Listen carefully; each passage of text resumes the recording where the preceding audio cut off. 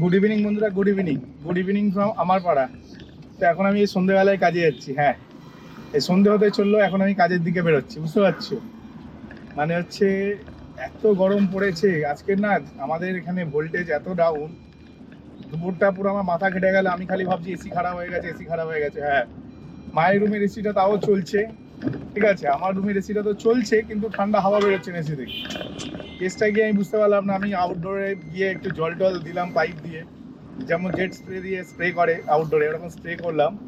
করার পরে এসি চালিয়ে রেখেছি প্রায় 2 ঘন্টা ধরে, কিন্তু ঘর ঠান্ডা হচ্ছে না কিছুতে। 2 ঘন্টা হয়ে গেছে, ঘর ঠান্ডা হচ্ছে না, কিন্তু এসি চলছে। কিন্তু বুঝতে পারছি না কেসটা কি হলো, কম্প্রেসারের প্রবলেম হয়ে গেল এসিতে, নতুন এসি নাকি অন্য কিছু প্রবলেম হলো।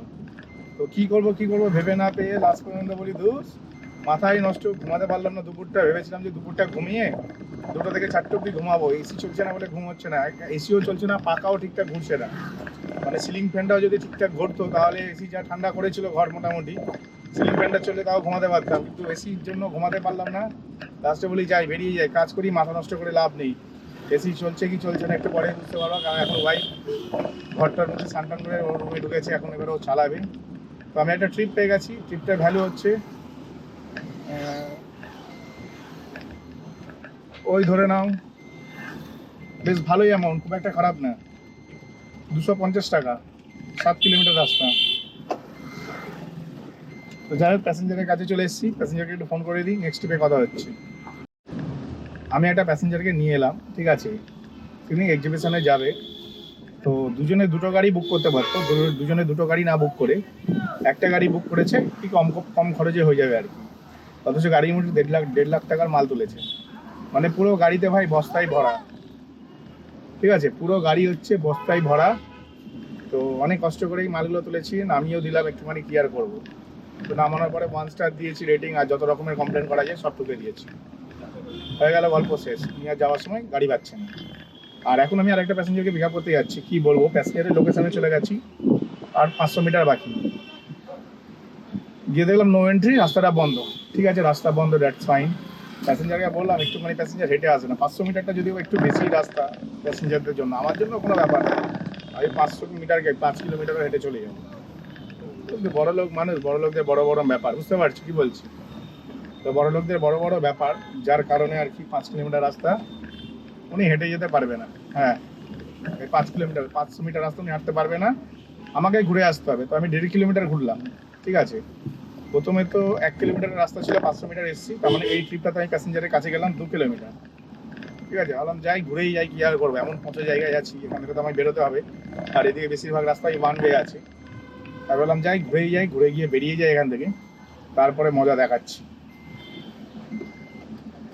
যখন নামবে তখন এত সুন্দর রেটিং দেবো একদম, মানে তখন বুঝতে পারবে কত ধানে কত ছাড়। বুঝতে পারছি কি বললাম, মানে এত সুন্দর রেটিং দেবো না, তখন বুঝতে পারবে কত ধানে কত চাল। তো দেখা যাক, এখন যাচ্ছি প্যাসেঞ্জারের কাছে। আর প্যাসেঞ্জারকে যেখানটায় নিয়ে যাবো সেটা আমার পছন্দের জায়গা ঠিকই, তার মধ্যে গাড়িতে তেল একটু কম আছে ভাই, একটুখানি যেখানে আমায় ম্যানেজ করে চলতে হবে সেখানে আমার খরচা হচ্ছে বেশি।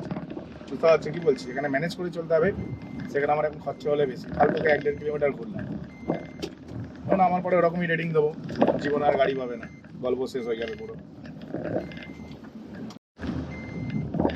কিছুদিন আগে আমার গাড়িতে একটা এরকম বুকিং এসেছিলো, প্রায় 6 মাস আগে, ঠিক আছে। যাত্রীর সাথে প্যাসেঞ্জার গাড়ি বুক করছে, গাড়ি বুক করার পর বলছে ভাড়া বেড়ে গেছে। কি কেস হলো, ভাড়া বেড়ে গেছে? বলছে না যাবো না, আমাকে তো 150 টাকা দেখিয়েছে, এখন দেখাচ্ছে 220 টাকা, আমি যাবো না। যাবেন না, ছেড়ে গেল আমার। তো যাই হোক, আজকেরও সেম ওরকম একটা ট্রিপ পেয়েছিলাম, 410 টাকা ভাড়া দেখাচ্ছিল যাত্রীর সাথীতে। আমার কি মনে হলো না, প্যাসেঞ্জারকে ফোন করলাম, কেন যাত্রীর সাথীতে কিছু পাগলা চোরা টাইপেরও কাস্টমার থাকে, ঠিক আছে। তো আমি ফোন করলাম, ফোন করার পর বলছি দাদা আমাকে 360 টাকা দেখাচ্ছিল, 410 টাকা কী করে হয়ে গেল, আমি তো আপনাকে 410 টাকা দেবো না। আমি বলি কি ভুলভাল বকছেন। বলছে হ্যাঁ আমাকে দেখাচ্ছে এখন 410 টাকা, বুকিংয়ের টাইমে 360 দেখিয়েছিল। তারপরে আমি করেছি তোমার, আমি নন এসি মিনি সার্চ করছিলাম, আর দেখাচ্ছে গাড়ি অ্যাভেলেবেল নেই, তাই আমি হলে ক্লিক করে দিলাম, হলে সার্চ হলো। আমি বলি হ্যাঁ হলে তাহলে আপনার অটোমেটিক নিয়েছে, বড় গাড়ি এসি গাড়ি। বলছে না আমরা তো দুজন যাবো, আমাদের বড়ও দরকার নেই এসিরও দরকার নেই। বললাম তাহলে আপনি ক্যান্সেল করুন। বলছে আমি তো ক্যান্সেল করতে পারি না। মানে ঢ্যামনা চোদা দেখেছে কিরকম, উনি ভেবেছে আমিও মূর্খ, ঠিক আছে। বুঝতে পারছি কি বলছি, মানে আমাকে ক্যান্সেল করাবে আর আমার অ্যাকাউন্টে গাদার গাড়ি যাবে, ওটাই ভেবেছিল। কিন্তু উনি তো জানতো না যে ভাই আমিও পড়াশোনা জানি। আমি অনলাইনে বড় সড়ো একটা রিপোর্ট লিখে, ঠিক আছে, ক্যান্সেল করলাম। ক্যান্সেল করার পরে অনেকক্ষণ প্রায় বসেছিলাম, আধ ঘন্টার মতো। আধ ঘন্টা বসার পরে এখন একটা ট্রিপ পেয়েছি, ইন ড্রাইভে যাচ্ছি, প্যাসেঞ্জারকে নিয়ে 3 কিলোমিটার যাবো, 160-70 টাকা ভাড়া। তো অনেক ভালো ট্রিপ পেয়ে গেছি। সত্যি কথা ইন ড্রাইভটা ছিল বলেই বেঁচে গেছি, না এরকম পাগলা চোদা প্যাসেঞ্জার যদি যাত্রীর সাথে আসতে থাকে তাহলে একটা সময় পর যাত্রীর সাথেও শেষ হয়ে যাবে। তো যাই হোক, চলো প্যাসেঞ্জারটিকে পিক আপ করে নিই। আর এখন যে জায়গাটিতে যাবো সেটা মানে একটু আগে তো আমি একদম অফ সাইডে চলে এসেছিলাম, এখন হয়তো গেল গাদার ঘাটের ট্রিপ, মানে কাজ আজকে ভোগে চলে গেল। ঠিক আছে, এখন দেখলাম না কাজ ভোগে যায়নি, কাজ করতে পারবো। তো অনেকক্ষণ বসতে হলো ঠিকই কথা, কিন্তু আমি চাইছিলাম না বসে হঠাৎ ট্রিপ করে বেরিয়ে যেতে রাত 10টার মধ্যে বাড়ি। দেখা যাক কী হয়, কারণ সকালবেলায় একটু তাড়াতাড়ি কাজে বেরোতে হবে। গরমকাল অতিরিক্ত পড়ে গেছে, আগামী 5-6 দিন ভীষণ গরম থাকবে। তো সেই জন্য আমাকে আগে থেকে প্রিপারেশন নিতে হবে তার জন্য। আমি এখন হচ্ছে আবার একটি ট্রিপ পেয়ে গেছি, প্যাসেঞ্জারকে নিয়ে যাব আমার ফেভারিট প্লেস এই সময়ের জন্য। এই সময়ের জন্য ফেভারিট প্লেস বাদ প্রচণ্ড কনজাস্টেড, তো না যাওয়াটাই উচিত ছিল, কিন্তু তাও যাচ্ছি। তারপরে হচ্ছে 5 কিলোমিটারে মাত্র 200 টাকা ভাড়া পাচ্ছি। সেই অনুযায়ী 5 কিলোমিটারে 200 টাকা, মানে 210-20 টাকা হলে বেটার হতো। ঠিক আছে, কোনো ব্যাপার না, যাই আর কি আর করবো।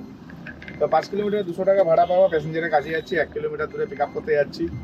প্যাসেঞ্জারকে নিয়ে 5 কিলোমিটার যাবো, সেটা তো ঠিক, কিন্তু 200 টাকা ভাড়াটা একটু কম হয়ে গেল, কারণ যেইখানে আমি প্যাসেঞ্জারকে এখন নিয়ে যাবো সেই জায়গাটা হচ্ছে কনজাস্টেড। হ্যাঁ, প্রচণ্ড কনজাস্টেড, মানে এত বেশি কনজাস্টেড মাথার ঘাম পায়ে পড়ে যাবে, বুঝতে পেরেছো? মানে চুলকে নিজে পেছনে ঘা করা আর কি, এরকম একটা ব্যাপার। তো যাই হোক, কী আর করা যাবে, যাই, এখান থেকে বেরোতে হবে। আমি যেখানটাতে আছি সেটাও একটা ভাই পচা গ্রাম, নর্মাল গ্রাম না ভাই, পচা গ্রাম। ঠিক আছে, পচা গ্রাম থেকে বেরিয়ে যায়, নয় হচ্ছে গল্প শেষ হয়ে যাবে, বুঝতে পারছো ব্যবসা। তাই জন্য আরাম, শুধু তাই না, আমাকে তেলও ভরতে হবে, সেখানে একটা পেট্রোল পাম্পও আছে, মানে যেখানে প্যাসেঞ্জারকে ড্রপ করবো। সেদিক দিয়ে দেখতে গেলে ভাই এই ট্রিপটাই আমার জন্য অনেক বেশি বেনিফিট দেবে। তো যাই, প্যাসেঞ্জারটিকে পিক আপ করে নিই। যতক্ষণ ভাই চ্যানেলে একটু লাইক করে দাও, আর যারা যারা চ্যানেল নতুন আছে ভাই চ্যানেলটিকে চুমু দিয়ে একটা সাবস্ক্রাইব করে দাও। ঠিক আছে, আমি এখন হচ্ছে মানে কি বলবো, মানে একটা ট্রিপ কমপ্লিট করে ফেলেছি। হ্যাঁ, একটা ট্রিপ কমপ্লিট করে ফেলেছি। এবার সেকেন্ড ট্রিপ বলছি, মানে 2 নম্বর ট্রিপ আর কি করবো।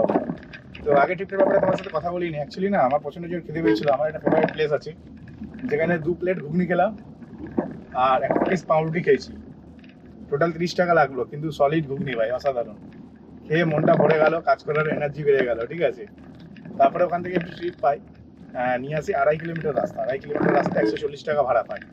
তো ভালো ট্রিপ পাই, 2.5 কিলোমিটার রাস্তা 140 টাকা, যথেষ্ট সুন্দর ট্রিপ পাই। তো 140 টাকা ট্রিপ নিয়ে তো চলে এলাম। তারপরে এখান থেকে কি করে বেরোবো সেটা আমি বুঝতে পারছিলাম না। তারপর দেখি যে না, চলো, উপরওয়ালা সাথ দিয়েছে, ভাগ্য সাথ দিয়েছে, খুব সুন্দর একটা ট্রিপ পেয়ে গেছে। আর এখন দেখো, এতে দেখো দমদমে ট্রিপ ঢুকছে 540 টাকায়। আমি কিন্তু নেবো না, ঠিক আছে, আমার জায়গায় তোমরা যদি থাকতে নিয়ে নিতে, আমি ডিক্লাইন করে দিলাম। লোভে বাপ পাপে মৃত্যু, বুঝলে, কথা একটা আছে, লোভে বাপ পাপে মৃত্যু, কথাটি কিন্তু খাঁটি কথা একদম। তো যাই হোক, এখন আমি ফের আবার একটা 150 টাকা ট্রিপ পেয়ে গেছি, 3 কিলোমিটার নিয়ে যাবো 150 টাকা। তো যথেষ্ট ভালো ট্রিপ পেয়েছি, খারাপ পাইনি। কিন্তু এখন যে জায়গাটিতে যাবো না, সেই জায়গাটি মানে সেই জায়গায় গিয়ে আর কি নেক্সট ট্রিপ পাওয়াটাও একটু চাপের আছে। যদিও বা আমি এখন যে জায়গাটিতে আছি এখান থেকে তো ভাই চাপের মানে সেই লেভেলেরই চাপ। আর এখন যে জায়গাটিতে যাব সেখান থেকে যদি ট্রিপটাই যাই তাহলে সেটা কপাল। ঠিক আছে, কপালের আরেক নাম গোপাল বলে না, ওই রকমই। দেখা যাক কি হয় আর কি, মানে বোঝা যাচ্ছে না এখন অব্দি কি হবে। আর এখানে এক জায়গায় না কাকা একটা জায়গায় লুচি বিক্রি হতো ভাই, অসাধারণ লুচি খেয়েছিলাম একবার, 8খানা লুচি খেয়েছিলাম 40 টাকা দিয়ে ভাই, অসাধারণ, জাস্ট অসাধারণ। আজকে সেই কাকাকে দেখতে পেলাম না, মানে একটু লুচি খেয়ে নিতাম, কিন্তু তো একটু পাচ্ছি, তবে পেটের মধ্যে না ভুঁড়িও বেড়ে যাচ্ছে, অনেক বেশি খাওয়া হয়ে যাচ্ছে, এক্সারসাইজ হচ্ছে না একদমই। কালকের অনেকদিন পর মানে প্রায় 10, 12, 13, 14 কিলোমিটার কালকে হেঁটেছি। ঠিক আছে, আর হেঁটে ভাই কোমর হাত পা সব ব্যথা প্রচন্ড, কাজে যাওয়ার কোনো এনার্জি লাগছিল না, তারপরেও কাজে বেরোলাম। আর দিনের বেলায় যা গরম ভাই, দিনের বেলায় কেউ গাড়ি চালিও না। ঠিক আছে, সবাইকে বলছি দিনের বেলায় গাড়ি চালিও না, এতে গাড়িরও অনেক বেশি ক্ষতি হয় টেম্পারেচারের কারণে, আর তোমাদের শরীরেরও ক্ষতি হয়। সব থেকে বেটার হচ্ছে ঠিক বিকেল 4টের সময় গাড়ি বের করো, রাত 12টা অবধি 1টা অবধি চালাতে থাকো, সুন্দর ব্যবসা করবে।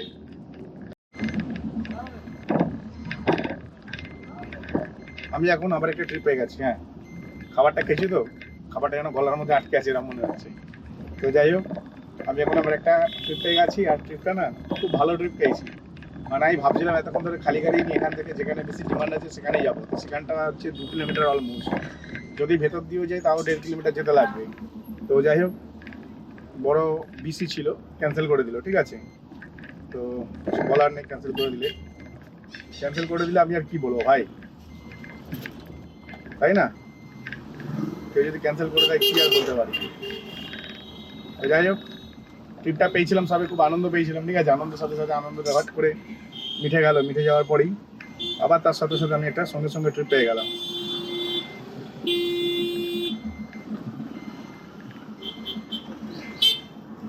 তো যাই হোক, আনন্দটা মিটে গেছিলো। আনন্দটা মিটে যাওয়ার সাথে সাথে আমি আবার একটা সঙ্গে সঙ্গে ট্রিপ পেয়ে গেলাম। আর শুধু তাই না, মোড়ের মাথায় এসছি, এসে ব্রেক মেরে দাঁড়িয়েছি, প্যাসেঞ্জার বলি, পেছন থেকে না লোকজন হর্ন মারছে। তো আমি জিপিএসটা যতক্ষণ না অন হলে আমি বুঝতে পারছি না আমার ডান দিক যেতে হবে, বাদিক যেতে হবে, না সোজা যেতে হবে। তো জিপিএস অন হওয়ার পরে, জিপিএস তো রিসাইকেলিং হতে টাইম লাগে, ঠিক আছে, সোজাভাবে দেখাতে। তো ম্যাপ দেখে বুঝে গেলাম যে বাদিক যেতে হবে, তো বাদিক চলে এলাম।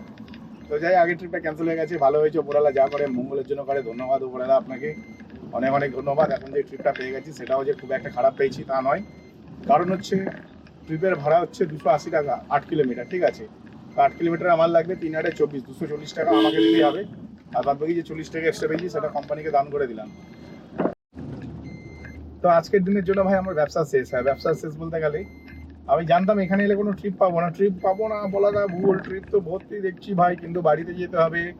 বাড়িতে শালাবাবু এসছে যুদ্ধ করতে। হ্যাঁ, তো যুদ্ধেই আমি এখন যুদ্ধেই যাব, ইন্ডিয়া পাকিস্তানে, ঠিক আছে। আমি এখন যুদ্ধেই যাচ্ছি ইন্ডিয়া পাকিস্তানে, কি হয় তোমাদের অবশ্যই জানাবো। তো যাই হোক, বাড়িতে শালাবাবু এসছে, যার জন্য আমার একটু বাড়িতে যেতে হচ্ছে। আর রিজনটা হচ্ছে যুদ্ধই, এটা হচ্ছে সত্যি কথা বলছি, যুদ্ধ যুদ্ধ ছাড়া আর কিছুই না। কিছুদিন আগে আমি এমনভাবে ইনসাল্ট হয়েছিলাম, ঠিক আছে, সেটা নিয়ে আমার বাড়িতে একটু ঝামেলা বেঁধে গেছিলো, খুব ছোটো ফিল হয়েছিল। সেটা তাদেরকে বোঝানোর জন্য কালকে আমি হালকা করে একটা টোপ ফেলে এসেছিলাম তার বন্ধুকে। আর আজকের ডেটের ছেলেরা যাদের কোনো কাজকর্ম নেই, তারা পিএনপিসি করতে খুব ভালোবাসে। তাকে বলে এসেছিলাম, ভাই আমার শালাকে ভুল করে বলবি না, আমি বলেছি তোকে। সে গিয়ে বলবে আমি জানতাম, তাই জন্যই তাকে এই কথা বলেছিলাম। আর এখন হচ্ছে আমার শালা আমার 100 বার ফোন করেছে, আমি ফোন ধরিনি, বাড়িতে চলে এসেছে যুদ্ধ করার জন্য, ঠিক আছে। যে যেরকম করে সে সেরকম করে, এটা হচ্ছে পৃথিবীতে অনেক দিন আগে লেখা আছে। এবার হচ্ছে আমি বাড়ি যাচ্ছি, যার জন্য কথা বলবে, কথা কথা হবে। আমার দুটো বন্ধু নিয়ে এসছে, যাই বাড়িতে যাই। আর মোটামুটি আজকের ইনকাম সম্বন্ধে যদি বলি, খুব একটা খারাপ ইনকামও করিনি, খুব একটা ভালো ইনকাম করিনি। মোটামুটি ইনকাম যা করেছি ঠিক আছে। 1500 টাকার মতন ব্যবসা করেছি, খুব বেশি হলে 400 টাকার মতন তেল লেগেছে, আর 100 টাকার মতন কোম্পানিকে দিয়েছি, আর 1000 টাকা নেট বাড়িতে নিয়ে যাচ্ছি, ঠিক আছে। এই হচ্ছে ব্যাপার। তো চলো, আজকে ভিডিওটা আমি এখানে শেষ করলাম। ভিডিও যদি ভালো লাগে ভাই, চ্যানেলটিকে লাইক করে চ্যানেলটি একটু চুমু দিয়ে দাও, সাবস্ক্রাইব করে দাও, ঠিক আছে। তো চলো, টাটা, বাই বাই।